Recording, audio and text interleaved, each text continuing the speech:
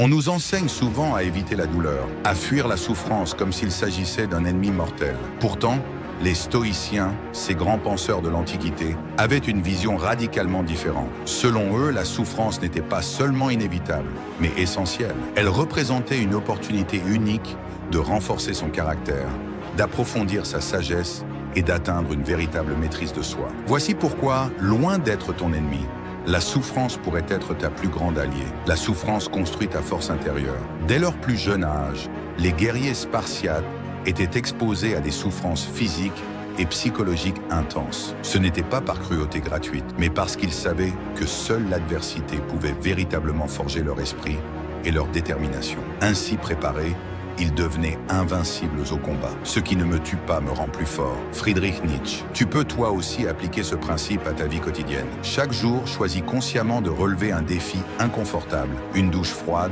une séance sportive difficile, ou l'affrontement d'une peur personnelle. En surmontant régulièrement ces petits obstacles, tu renforceras ta volonté et bâtiras une force intérieure solide. Souffrir, c'est grandir. Marcus Aurelius, empereur romain et philosophe stoïcien, écrivait « L'obstacle devient le chemin ». En d'autres termes, chaque difficulté cache une leçon précieuse qui, une fois apprise, te permet d'évoluer vers une meilleure version de toi-même. Lorsque la vie te met face à des épreuves, ne cède pas à la tentation de te plaindre ou de te victimiser. Demande-toi plutôt ce que cette situation peut t'apprendre. Cette simple question changera radicalement ta perspective, transformant chaque souffrance en une étape vers la maturité et la sagesse. La douleur révèle ton vrai potentiel. L'ancien Navy SEAL David Goggins souligne souvent que c'est précisément dans les moments les plus douloureux que l'on découvre ses véritables capacités. La souffrance agit comme un miroir brutal, mais honnête de ta force mentale réelle. Au lieu de fuir les défis, accueille-les comme des occasions de découvrir ce dont tu es capable. Ose repousser tes limites perçues, reste ferme devant l'envie d'abandonner et observe la puissance insoupçonnée qui sommeille en toi. La souffrance précède le succès, comme le dit Andrew Tate avec une franchise brutale, sans accepter la souffrance, impossible d'atteindre le succès. Toutes les grandes réussites sont précédées par des périodes difficiles, faites de sacrifices et d'efforts intenses. Détermine clairement tes objectifs et comprends les sacrifices qu'ils nécessitent. Vois la douleur non comme une punition, mais comme une preuve de ton engagement envers tes ambitions. Cette attitude changera profondément ton rapport à l'adversité, la transformant en carburant vers tes objectifs. Contrôler la souffrance, c'est maîtriser ta vie. Épictète enseignait une vérité fondamentale. Ce n'est pas ce qui arrive qui importe, mais comment on réagit. Bien sûr, tu ne peux pas toujours contrôler les événements douloureux, mais tu es entièrement maître de ta manière de les gérer. Entraîne-toi à accueillir chaque épreuve avec calme et sérénité, sans réagir impulsivement. En adoptant une posture stoïque, tu développes une maîtrise profonde de tes émotions, ce qui te permet de reprendre le contrôle total de ta vie. La souffrance clarifie tes priorités. Les moments de crise offrent une occasion unique de remettre en question tes valeurs et tes priorités. Sénèque, l'un des grands stoïciens, disait « C'est dans les épreuves qu'on apprend ce qui compte vraiment ». Profite donc de chaque difficulté pour te demander ce qui est véritablement essentiel pour toi. Cette introspection te donnera une clarté précieuse et t'aidera à mieux orienter ta vie vers tes réelles aspirations. La souffrance te rend reconnaissant et humble. Enfin, Sénèque rappelait également que celui qui n'a jamais souffert ignore le goût de la joie véritable. La souffrance t'apprend à valoriser ce que tu as et à savourer pleinement les moments de bonheur. Exprime régulièrement ta gratitude, même dans les périodes difficiles. Cette humilité te permettra d'apprécier chaque réussite et d'accueillir la vie avec une profonde reconnaissance. La souffrance, loin d'être une ennemie, est une alliée précieuse capable de révéler ta véritable force, d'affiner ta sagesse et de te guider vers le succès. Dès aujourd'hui, fais le choix de l'affronter avec courage, de l'accepter avec dignité et de l'utiliser pour devenir plus fort. Ton véritable pouvoir n'attend que ta décision ferme et immédiate. Le guerrier qui sommeille en toi attend patiemment que tu te lèves et que tu prennes les commandes. N'attends plus. Transforme dès maintenant ta souffrance en ta plus grande puissance. Pourquoi la majorité des gens échouent-ils encore et encore? Contrairement à ce qu'on pourrait penser, ce n'est ni une question d'intelligence, ni une question d'opportunité. Le problème est ailleurs. Il réside dans leur incapacité à agir lorsque la motivation disparaît. Parce que c'est bien là le piège. Ils comptent sur une énergie volatile, une émotion passagère, une illusion. La motivation n'est qu'un feu de paille, un coup de fouet temporaire qui finit toujours par s'éteindre. La discipline, en revanche, est un roc, une force inébranlable qui seule permet de franchir les obstacles et d'atteindre ses objectifs. Si tu veux réellement changer ta vie, Il est temps d'accepter cette vérité que 90% des gens refusent de voir en face. La motivation est une illusion qui te condamne à l'échec. On nous vend l'idée que pour réussir, il suffit d'être motivé. Rien n'est plus faux. La motivation est un moteur capricieux, imprévisible, qui dépend de l'humeur du jour, des circonstances et des émotions. Elle est semblable à une relation toxique. Un jour, elle te porte au nu, le lendemain,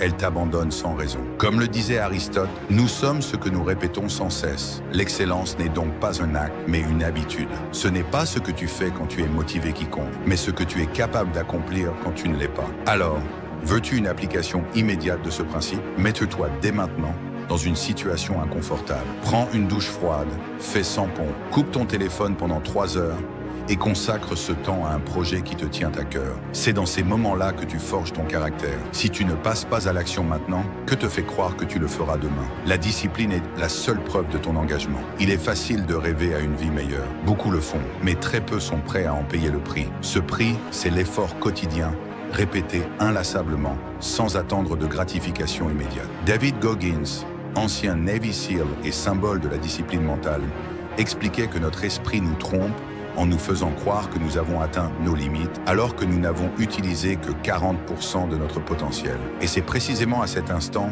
lorsque la fatigue, le doute et l'envie d'abandonner surgissent, qu'il faut tenir bon. Quand tu sens que ton corps et ton esprit veulent lâcher prise, oblige-toi à continuer. Prolonge ton entraînement de 10 minutes, ajoute une répétition supplémentaire, repousse d'1 heure cette pause que tu voulais t'accorder. Chaque fois que tu dépasses cette limite artificielle, tu gagnes en puissance mentale. La discipline est la liberté absolue. À première vue, la discipline peut sembler être une contrainte. Pourtant, elle est tout l'inverse.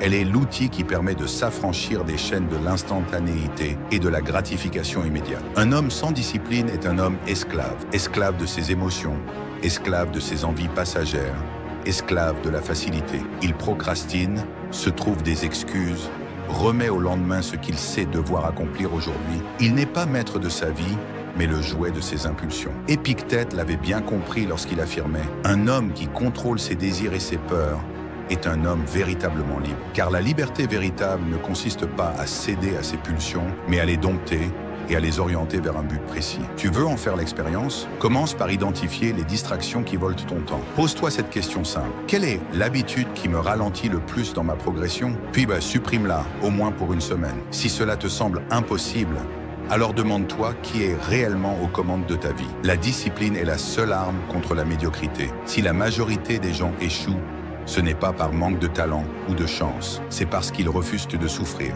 Ils veulent les bénéfices sans les sacrifices, les récompenses sans l'effort. Marc Aurèle disait « L'obstacle est le chemin ». Il ne s'agit pas d'éviter la difficulté, mais de l'accepter comme un passage obligé vers l'excellence. La douleur, la fatigue, la frustration ne sont pas des signes que tu dois abandonner, mais des preuves que tu es sur la bonne voie. Alors, mets-toi à l'épreuve. Pendant une semaine, impose-toi un défi. Lève-toi 1 heure plus tôt.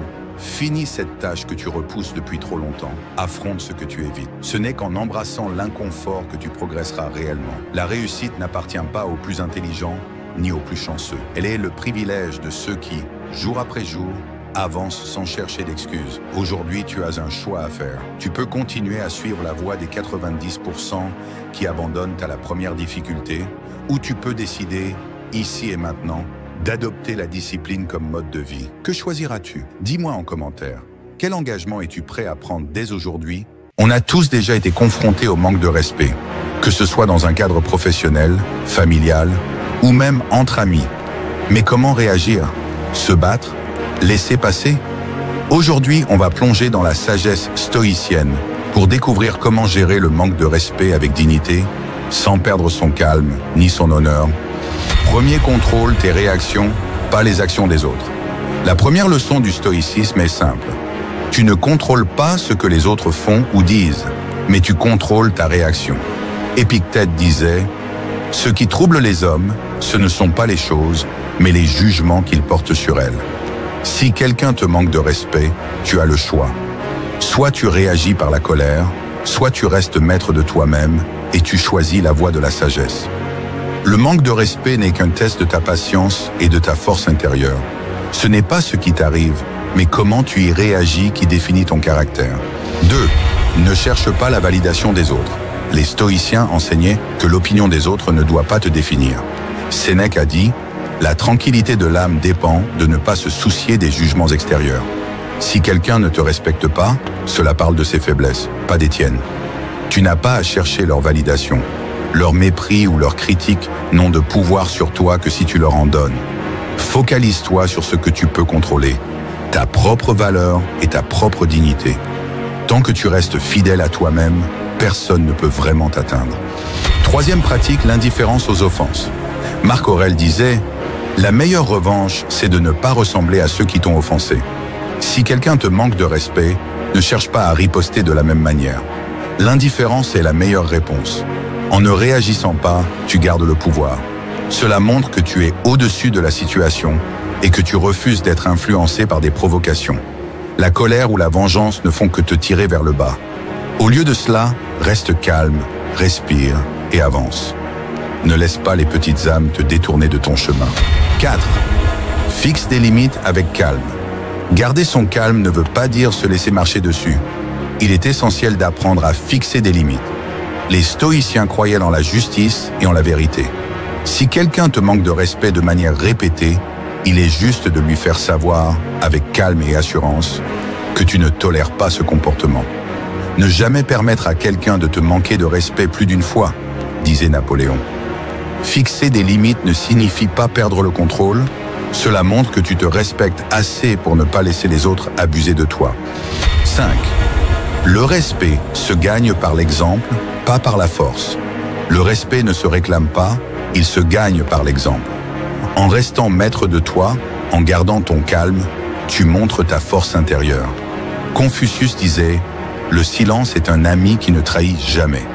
Si tu cherches à te battre ou à riposter par la violence, tu perds l'occasion de montrer ta grandeur d'âme. Le véritable respect, c'est celui que tu inspires par tes actions, par ta sagesse et par ta maîtrise de soi. Garde cette leçon en tête, le respect commence par le respect de soi-même. Le manque de respect n'est pas un reflet de ta valeur, mais de l'ignorance des autres. Grâce à la sagesse stoïcienne, tu peux apprendre à réagir avec calme, dignité et assurance. N'oublie jamais que le plus grand pouvoir que tu possèdes est celui de contrôler tes réactions. Commente ci-dessous si tu as déjà dû faire face au manque de respect et abonne-toi pour plus de vidéos inspirantes.